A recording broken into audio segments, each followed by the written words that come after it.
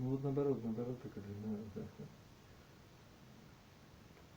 Нет у тебя прокладки для него просто дальше.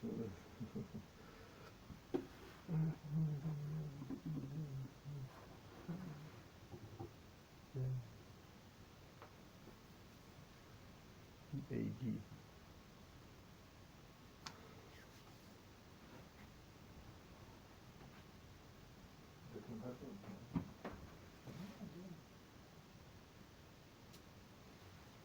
Вот это и есть тот самый, да? Наоборот, я да.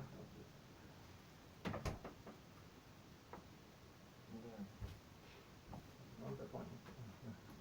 Большой. Работать надо, работать, да. Нет, я так думаю, это просто такая. Вот это и есть.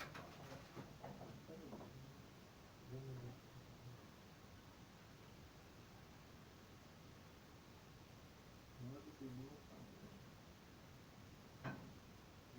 Ну, нет, себя-то что-то. Доктор, ну да, да.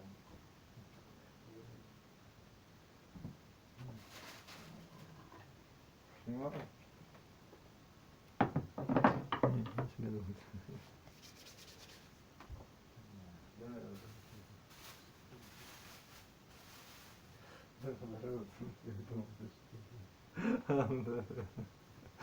Да. Ну, что играет? Что играл? Да. Что там есть-то? Жди, а что это? Все холодное.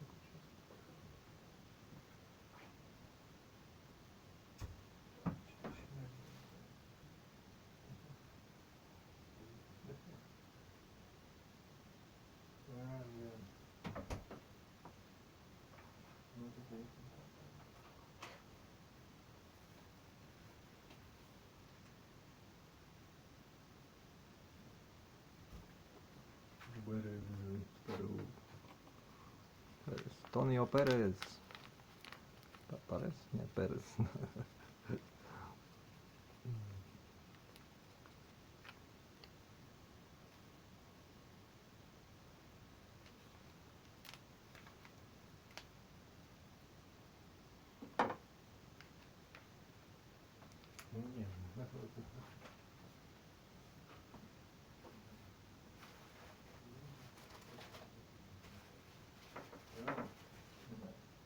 Репертуар, список, кстати.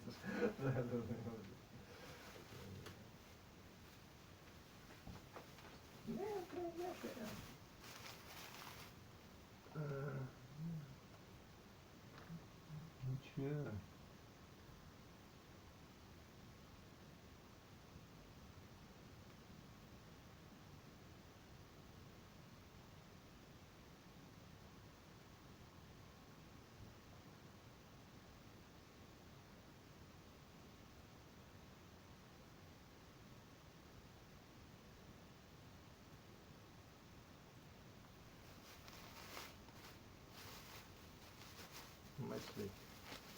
Отлично.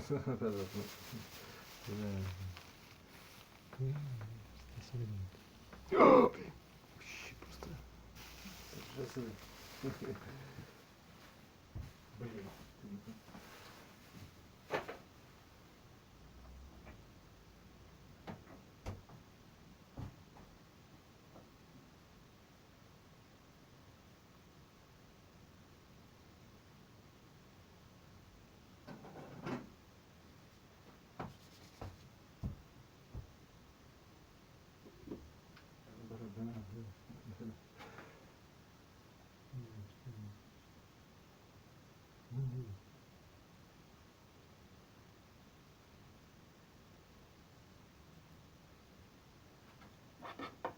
Тестом.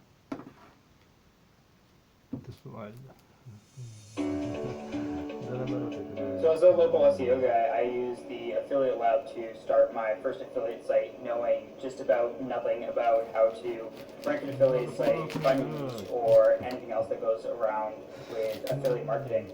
Because of the lab, I was able to get my first site started, and within a month of working on the site, I already saw some keywords moving up to the first page, and things have gone super smooth. So many questions have been answered. The group is so helpful, and the site could easily be making multiple 5 figures here within the next year.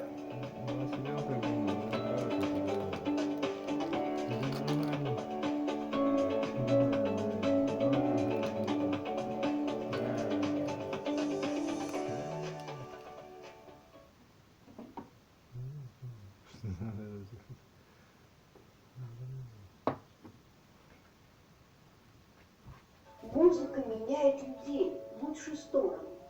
А хотите иметь развитый интеллект и хорошую память? Вам важны чувство уверенности в себе? Вы хотите обрести любовь и гармонию? Ученые всего мира твердят в один голос: музыка помогает. А вот чтобы убедиться в этом на собственном опыте, регистрируйтесь на мой бесплатный онлайн-мастер-класс. Научись играть на фортепиано за 60 дней, тренируясь 5 часов в неделю или меньше. Жмите на синюю кнопку, и вы узнаете, как без подготовки и музыкального прошлого быстро и легко научиться играть на фортепиано. Почему умение играть на фортепиано так положительно сказывается на здоровье и настроении людей? И имеет ли значение отсутствие музыкального...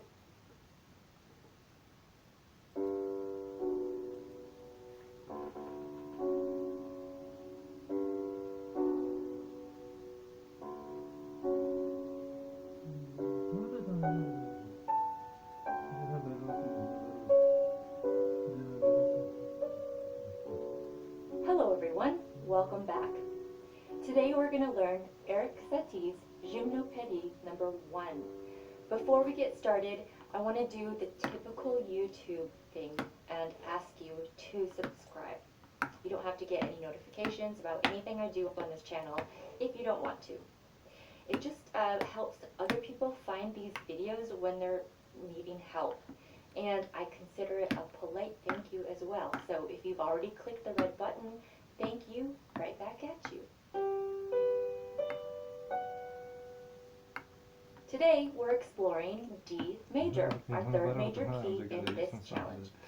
Basically, we're going in ascending order. And one thing that I want to point out is when we're talking about sharp keys, we go up a fifth every time we add another sharp to the key.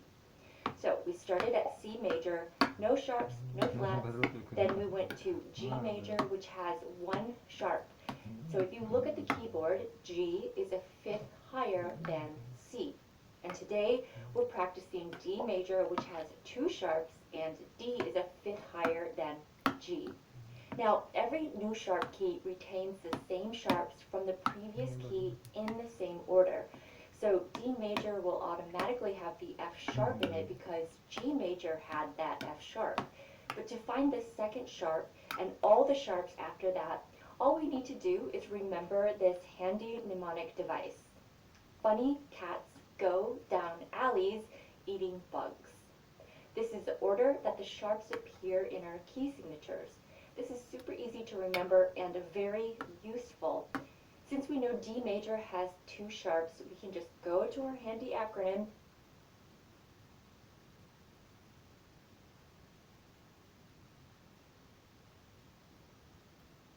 and see that they are F sharp from funny and C sharp from cats. Also, if you forget this saying and the order of sharps in general, you can always find the notes in any key by just building your major scale like we did last week with the whole and half steps.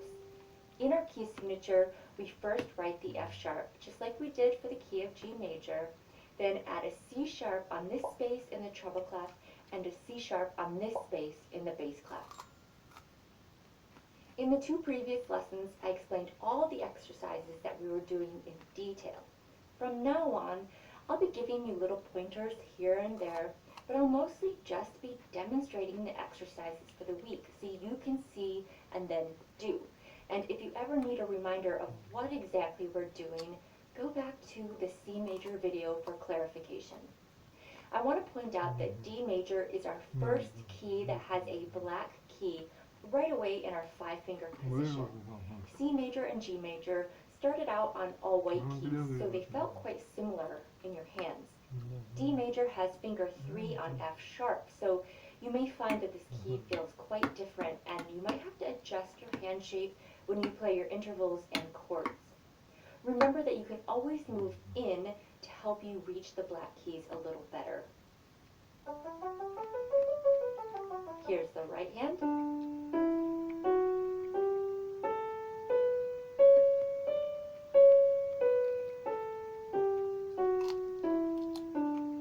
Here's the left hand.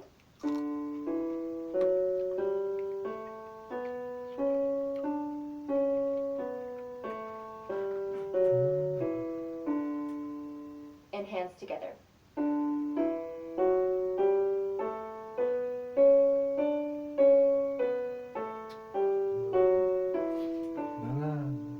When you're playing any scale, your fingers should feel like they're walking up and down the keyboard, and they're being led by your arms. So your arms are taking your fingers for a walk. Your arms aren't too heavy, they're feeling light, and they kind of remind me of those video game characters when you scroll through the main menu and you're picking your character and you want to see their abilities. They're never just standing there, right? They kind of have a floating movement. I don't know, I don't really play games, but I think that's true. It's the same thing with your arms. They're rarely perfectly still. They always have little micro movements going on, or sometimes large movements. D major scale is in the group 1 category, so it's the same fingering as C major and G major. Right hand.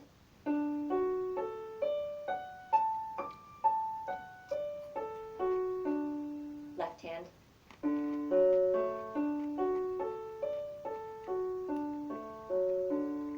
And hands together.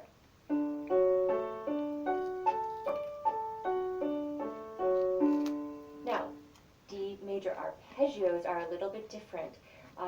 The right hand is exactly the same as G major and C major, but the left hand fingering is slightly different. So you'll do 5, 3, 2, 1, cross over 3, 2, 1, then go back down with 2, 3, cross under, 1, 2, 3, 5. Okay, then we have our interval exercise. If you want an extra challenge this week, try hands together. And remember to play all Fs and Cs as sharp.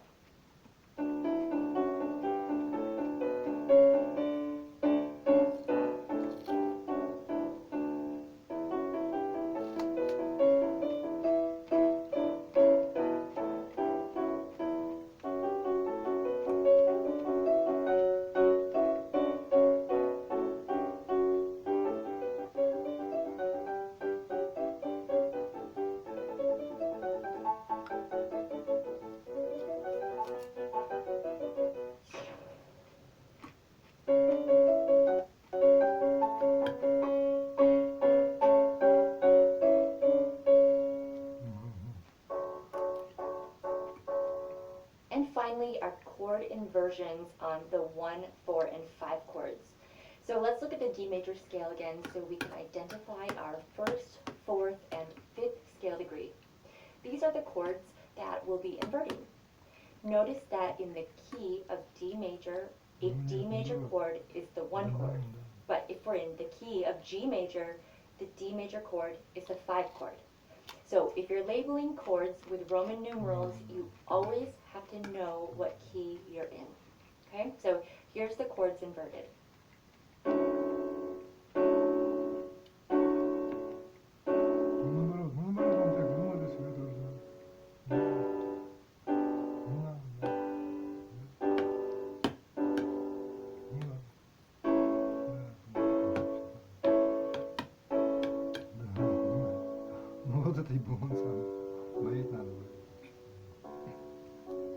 Alright, let's learn part of this beautiful piece together.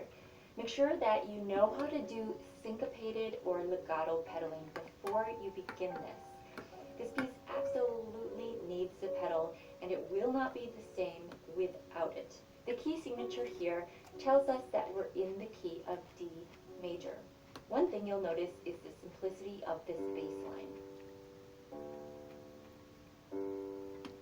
The accompaniment part keeps the same pattern throughout. It's a bass note on beat 1, followed by a chord held on beats 2 and 3. When we start, the right hand can play the chords.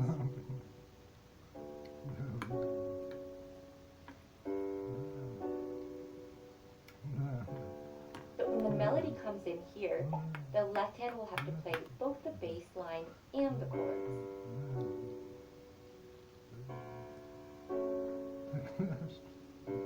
This is a very slow and melancholy piece, so definitely don't rush it. It should feel very relaxed and peaceful. Check out this part right here.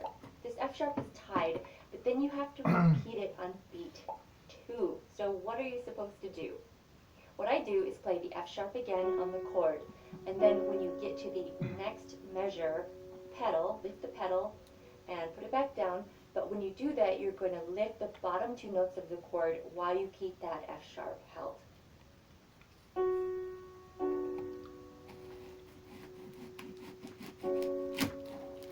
So this piece isn't too hard, but it can feel a little disorienting with the left hand continually going back and forth between that bass line and those chords.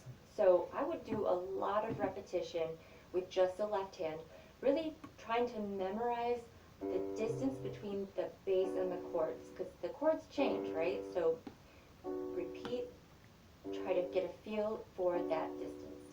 And lastly, notice the first and second endings. You'll repeat back to the beginning here, then once you get to this spot, skip to the second ending. If the settee piece seems too difficult or maybe too easy, check out these other options.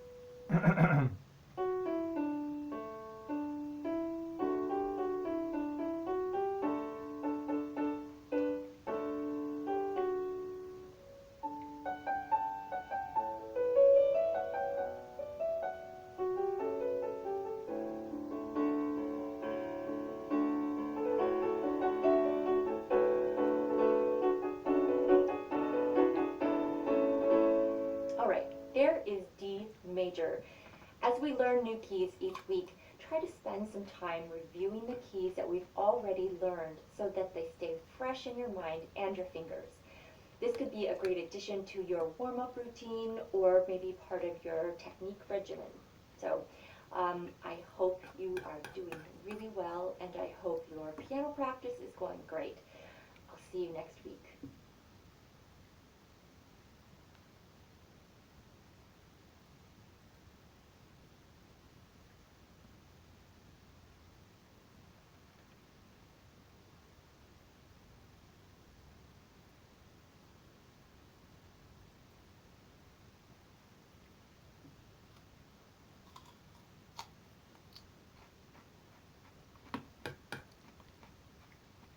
Всем привет! Меня зовут Асланов Тимур.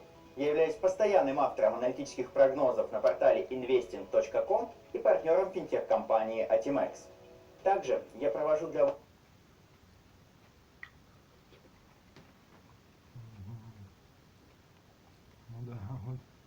Hi, I'm Gareth Green, and in this video we're going to have a good think about using pivot chords in major keys.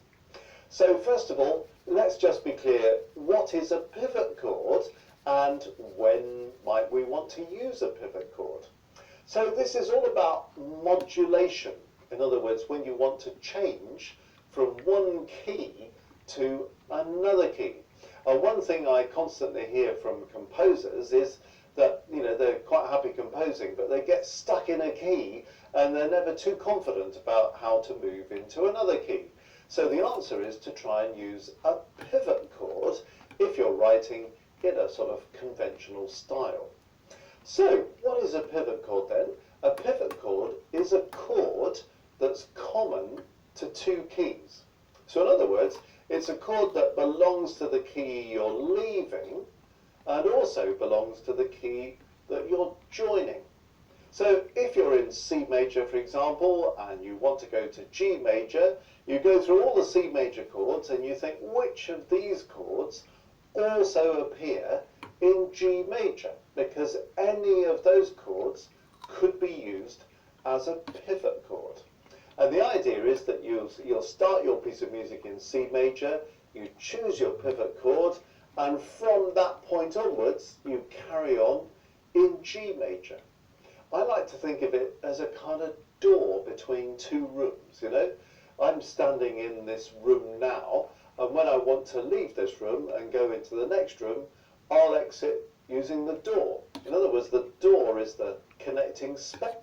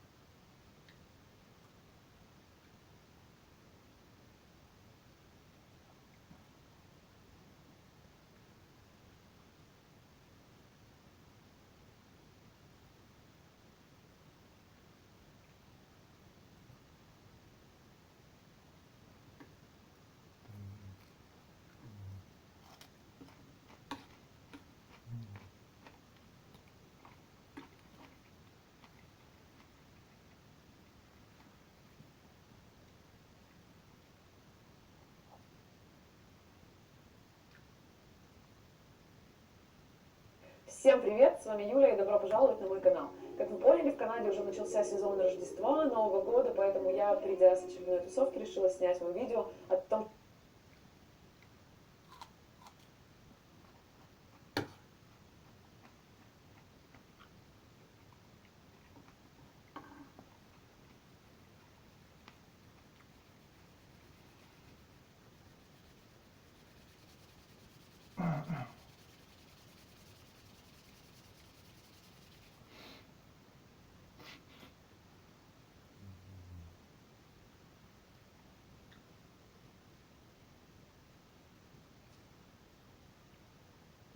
Ваши возможности за рубежом с TravelWorks. Слышали такую фразу?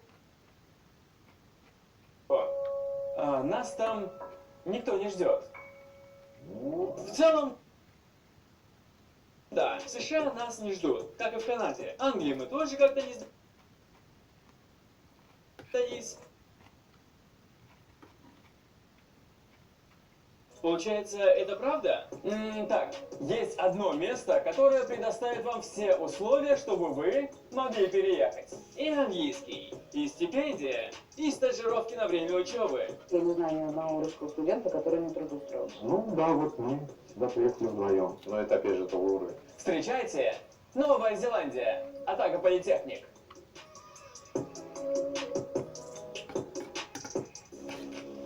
Это шоу без границ.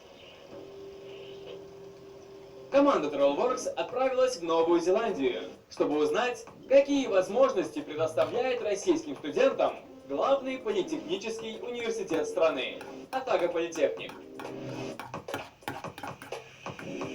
Этот вуз привлек наше внимание своим процентом трудоустройства выпускников. В принципе, у нас 96% трудоустройства. Makes sense. 96. 96%. Это очень много. Помимо этого, для студентов из России вуз открывает некоторые преимущества, такие как стипендии, бесплатные курсы английского языка, стажировки и по-настоящему качественное образование, которое может позволить остаться в стране. Вы тут не ради этого?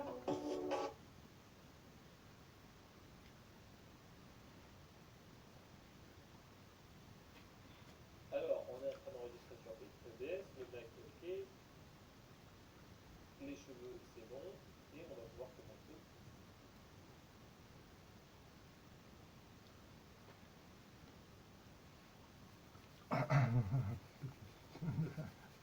Да наоборот. Да.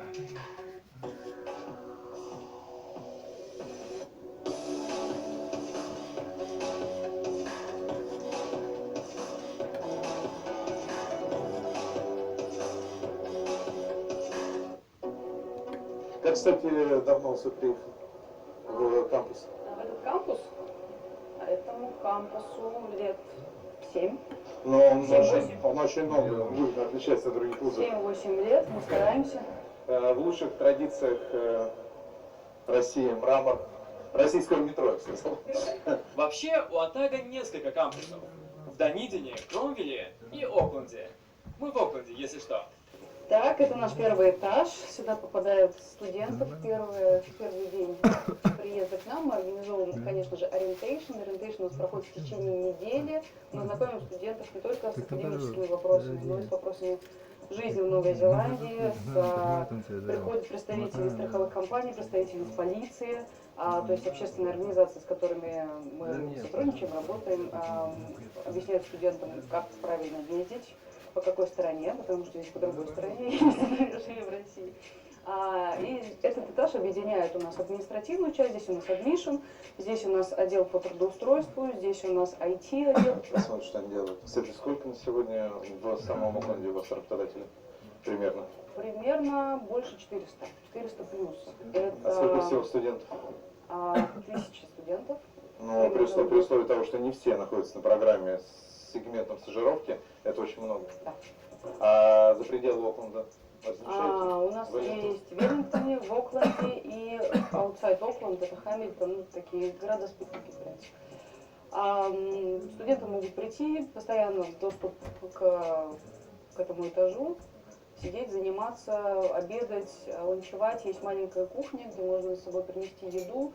Еду можно разогреть, оставить в холодильнике. И никто не возьмет. Без отрыва от производства никто не возьмет.